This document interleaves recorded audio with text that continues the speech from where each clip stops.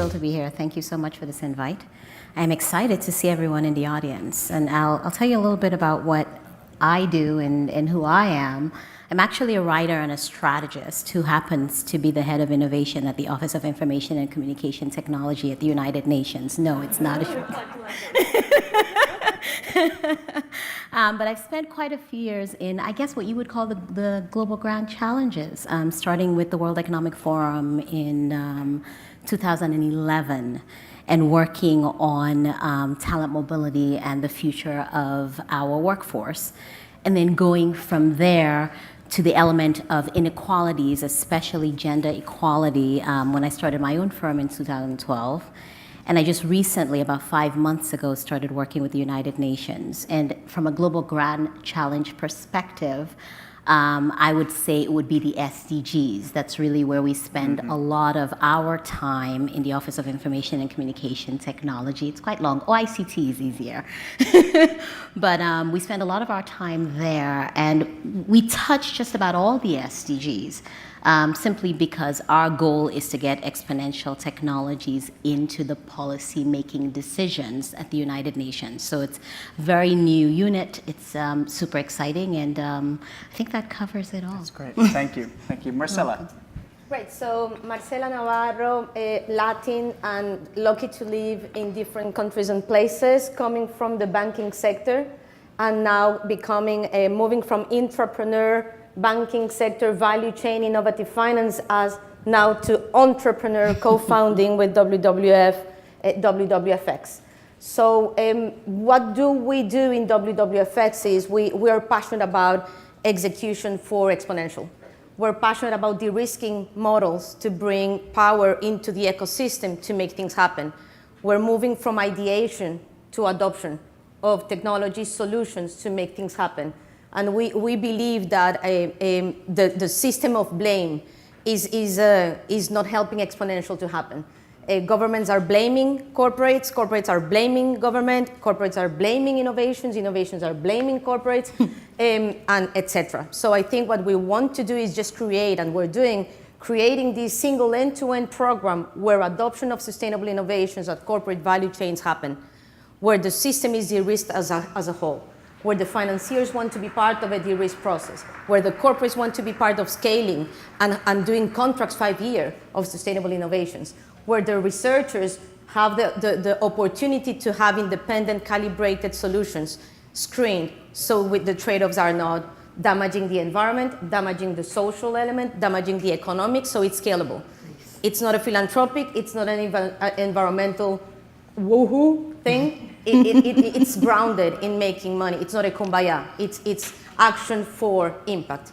Nice. Great. Thank you. Natasha. I'm Natasha Kapil. I'm with the World Bank Group, and just like Radia was mentioning, our core principles are to support the SDGs and to eradicate extreme poverty by 2030 and to increase shared prosperity. These are what we call the twin goals within the World Bank. And I'm part of one of 16 global practices within the World Bank, which is called Trade and Competitiveness, and we believe that private sector is really going to be critical and has been critical to reducing poverty around the world. Personally, I'm part of a team which is dealing with innovation and entrepreneurship issues.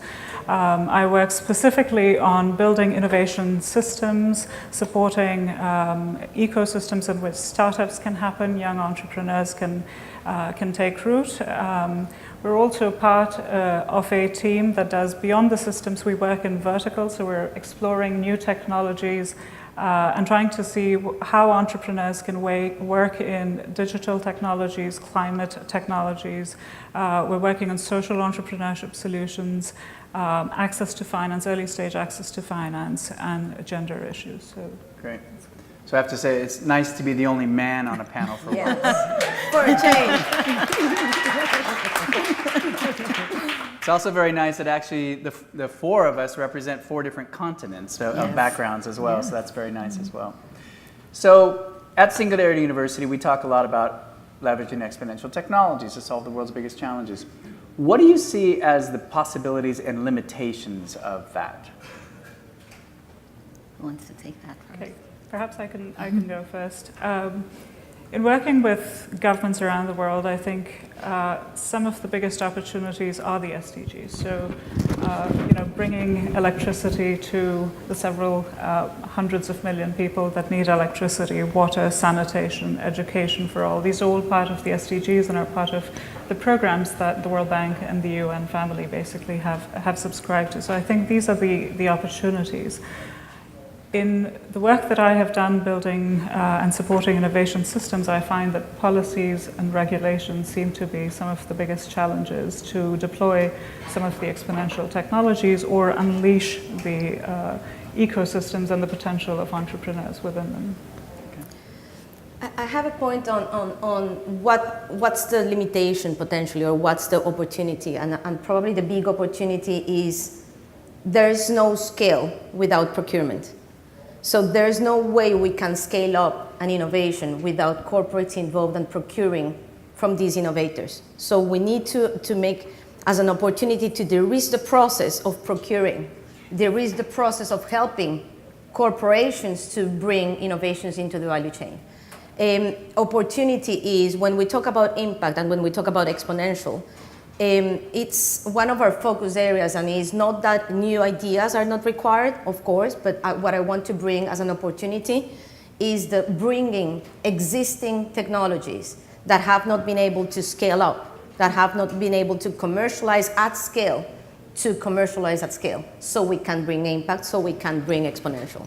So those is anchoring on the procurement for growth, bringing existing innovations market ready, even though they are garage tested, into procurement and value chains of corporations, so the impact is multiplied.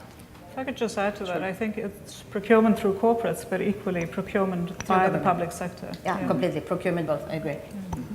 I would say the opportunity that I see is actually in people.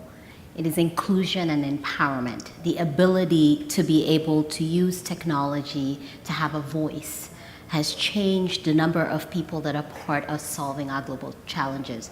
One of the beauties, I think, of the SDGs is a lot of people say to me, the UN's SDGs, and I say, no, our SDGs. Right. They're not the UN's, they are the world's SDGs. And I think exponential technology is probably the best platform wherein every single individual in every corner of the earth can bring their diverse thoughts into this world of creating solutions. I think that's the opportunity. I think the challenge is almost the same, right? The limitations come in how this is deployed. What kinds of policies can help protect the creators as well as the users? And how do you balance between policy that protects and policy that stands in the way of progress? Mm-hmm. Can you identify, if you had to pick one enabling technology that you're excited about in terms of its possibility to contribute to making the world a better place, what would that technology be? Well, let me start with this one. If I put into the context of the WWFX program, right, and the WWFX first cycle is tackling a big one that is feed security. So how we replace unsustainable sources of protein and oil for salmon to start by sustainable sources of protein and oil. So if you ask, if I anchor then the answer into this context, it's brilliant to go back into the laws of nature and what nature does well. And a potential new technology that we're hearing, and there are differences, but we've been hearing in our pre-research process, algae. And again, we heard today in our panel is the bee could be a new exponential innovation. So algae can replace unsustainable sources of raw materials for feed, insects as well. But the key element of those is whether they sound very interesting and very close to the environment and to replicate what Mother Nature does, is about how we can actually make this scalable and how we consider the adaptability of the value chain, both on the corporate and on the innovator space. Mm-hmm. Great. Natasha? So if there were one thing I would say about my beliefs and the way that we suggest governments build their innovation ecosystems, is that we don't know where the technologies of the future, which technology of the future is going to be the one that is going to solve all of the challenges.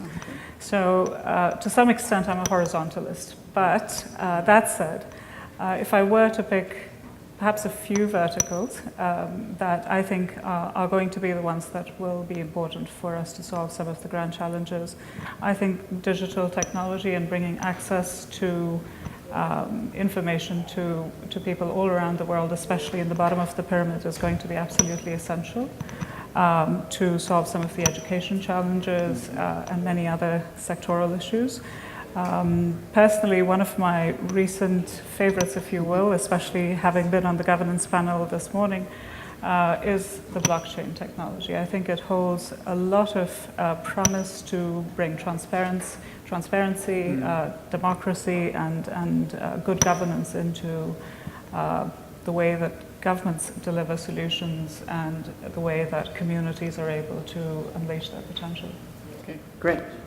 So audience, I'd like to invite anyone to ask a question, and I'll repeat it. Yes, the woman in white. So the question, if I heard it correctly, is how can we use technology to close the gender gap? In leadership in particular. Let me try to get this one, not to derail from your question, but part of what we're trying to do with WWFX, and I'm a firm believer and hopefully a consistent champion, is how we bring inclusion of underrepresented groups into the value chain. So what does it mean underrepresented groups? There are SMEs or small, medium enterprises, women-owned businesses, ethnic minority-owned, diverse-owned companies that have not naturally had the opportunity to sell to large corporations. In the US, we know since 1972, there was a change. And now the government is asking companies that procure to government to demonstrate 5% inclusion. But this is not happening elsewhere. So how we can actually bring inclusion through innovation to tackle equality, providing equal opportunities to underrepresented suppliers that consider, of course, women and other diverse suppliers to get access into value chains. So I would say that one of the ways is through innovation. One of the ways is through tackling key challenges for companies and for industries that will make a difference in society. And I'll piggyback on that a little bit. I think from a gender equality perspective, I've always had an issue with gender equality discussions being based on gender equality versus diversity in thought. You know, I always felt like there was a room for gender equality that did not seem to apply to the real world. So in my mind, I think it's a lens. As I say to my unit, I think it's almost putting in another pair of contacts and looking at the world for what it is, and that is that there are two different genders in the world, right?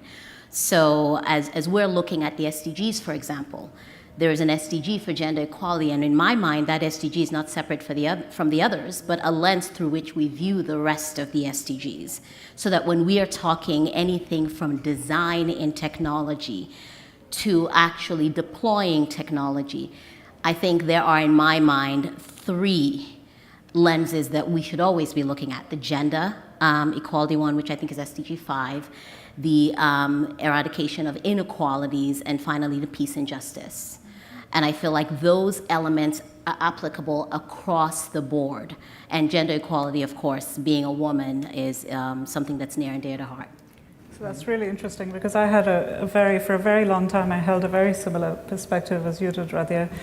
But working at the World Bank and having grown up in India, of course, makes me very gender sensitive. And we, at the bank, any new lending operation or technical assistance program that we start absolutely goes through a gender filter. So you literally can't start a project if you don't answer a question about whether this is going to have an impact on gender or not.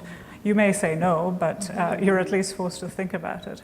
But what we in our team are trying to do is to actually evaluate and demonstrate impact. So we're playing or toying or piloting new approaches to early stage access to finance for women entrepreneurs and innovators in particular, and we're doing new models of impact evaluation to actually capture what the results are, because I think unless we capture the results, we're going to constantly have this conversation about whether or not to finance women. So, can I just say quickly something on that? I think that probably coming from the banking world, and one of the probably realizations I had is that access to markets comes first.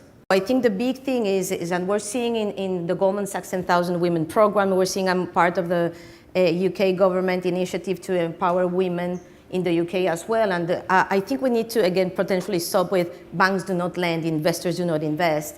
I think we just need to reformulate the question, is what is happening with the access to markets for these companies? Because if we provide access to markets, money comes. If we unlock access to markets, access to procurement opportunities, money comes. So I think the big shift as well is not finding just necessarily innovative finance solutions, but finding the way for these underrepresented groups, these women-owned businesses or LGBT-owned or any other diverse suppliers to get access to procurement. That's the key thing. Then money comes. Then investors will invest when they see first market. Then banks will lend when they see asset class stable, etc. So it's about creating opportunities to access markets through innovation so the money can complement the funding gaps required. And further to that, actually, which I really like, is from a tech design perspective, we've been talking about designing so you're not leaving half your money on the table, like half your customers on the table. So you want to ensure that when you design, you're designing for everyone so that from a profitability perspective, you have as much profit as you possibly can because you thought about all your potential users. So I think that goes along with that thinking. Let's get another question from the audience. Yes, sir. Well, I think we all come from different backgrounds, but I'm the Latin here, so let me start with that. So let's see. I think part of if we anchor necessity, willingness, behavioral elements of that, we can say that fear is global, right? So we don't have the fear of introducing a new solution is not from one country or the other. It's not an emerging market element, it's not a developed market element. Fear is global. So how we de-emotionalize and remove the fear element from adopting new technologies, one. The second element is risk, right? The risk of not starting is global. There are many things that are not starting. There are many things that are not happening because nobody is willing to start because they want to wait. This happens in emerging markets, happens in developed markets. So perhaps the big thing is how we bring together elements of de-risking, elements of understanding the limitations of the players in the system at all levels to make things happen. And more close to my heart, yes, I believe the emerging markets are more brave at some point, right? They dare to fail and evolve because they have been exposed to revolutions, right? And from revolution, you have progress. And you are forced to think and rethink the world in a different way. So, but that's on the Colombian bias way. So building on the Colombian bias, we're actually seeing a lot of innovation happening among social entrepreneurs in the developing world, much more. Even if this trend emerged, let's say, in the United Kingdom and started there, we see a lot of solutions coming up from Africa, whether it's in access to finance. Everybody talks about M-Pesa, but there are many more pay-to-go systems in energy that are being developed in Africa. You see a lot more healthcare solutions, last-mile service delivery solutions in healthcare, education. Social entrepreneurship is really becoming one of those sectors that is still emerging. It's very small, it's very young, but we see really interesting models developing. The challenge there is scale. So the technologies either exist or need to be adapted, but really the issue there is how do we take these to scale? Yeah, we've noticed that as well, greater appetite for risk. And even on the government side, it's been very interesting, speaking of blockchain, what Kenya and Nigeria just recently did with blockchain around the very poor and refugees, giving identities, healthcare, so we have seen exactly as you have, that there is a lot more entrepreneurship and appetite for risk. But that's probably one of the things I think we will find. We're just finding if we will find one that we'll disagree on, and probably this is one of. Right? We have to. I think why we don't have a choice. And probably the big thing is why corporates, why governments should change their risk appetite. They shouldn't. I don't believe that we should ask somebody to take more risk. I don't believe this is going to be sustainable in the future. So it's about understanding, mitigate, find the ways, but we cannot ask anybody, probably I'm talking as a former banker, right? But why we should put pressure on companies, bankers, investors, the system to increase risk. We shouldn't. We need to help them to understand, mitigate, and de-risk, but not to ask them to take the whole risk on them. So I think we might just have found our first issue to discuss. Yeah, potentially. Okay. Having worked with governments, I think the role for the public sector to de-risk innovation and entrepreneurship is precisely the reason why there are market failures, there are information asymmetries, there are coordination failures, and that's why the public sector has a role in supporting early stage innovation. So, you see this all around the world. Silicon Valley probably wouldn't have happened if not for public intervention. I'm a very strong believer that the very early stages of technology development and entrepreneurship support do come from the public sector. I hope they get disrupted in the future, but I think for the time being. There's another interesting hypothesis about basic minimum income, is that would also de-risk entrepreneurs from entering into the market. So there are tests happening in various parts of the world. It'll be interesting to see how that plays out. I think we have time for one more question. Yes. Wow. Good afternoon. My name is Carla Mays. I am also an Impact Fellow coming in. My question to you is, many of us have broke the barriers. We've won the impact challenges and the hackathons and things like that. But the issue is with the procurement and onboarding of these amazing ideas. Right now I'm working on one of the first platforms for economic development that scales for SMEs, to be able to get, the LMI folks to be able to have those fintech tools and all of that. And when you go out to talk with government and to have that kind of conversation, especially here in the United States, I believe that, I was in Canada and they were much more willing to have the conversation than they are here. But then we want everybody to be able to innovate. So how does everyone get an equal opportunity to be able to have access to capital and access to that procurement? Without being too simplistic, is if you have a good solution that works, that's the pathway to access to procurement. So I think let's bear in mind that nobody is going to be fired by procuring from IBM, in fairness, right? So there's no risk on procuring from an established large corporation. The internal system is set to reduce the risk of procuring. So the people have been trained to reduce the risk of procuring. So there's elements of that is what can the SMEs or the innovators do to help the corporates to understand that by procuring from them, they are not increasing the risk. Right. There's an element of, we were just talking before about it. I failed actually, but another company picked it up. I was chairing a global charity for women on business in procurement, and we talked about the importance of educating the people that buy and do an unconscious bias training for procurement. It ended up, in my case, being an unconscious bias training for the leaders in procurement. No, that's not what we're talking about. Let's recognize the bias for these people. Let's understand that these innovators bring elements of support. Let's understand how we can do it, not increasing the tail. So tier 2, and that would be my advice, is let's the SMEs, the innovators that are making a difference, let's open their thinking in terms of not wanting to be tier 1 only. Get into the tier 2 conversation, meaning being a supplier of the large supplier, so the risk of getting into the value chain is happening.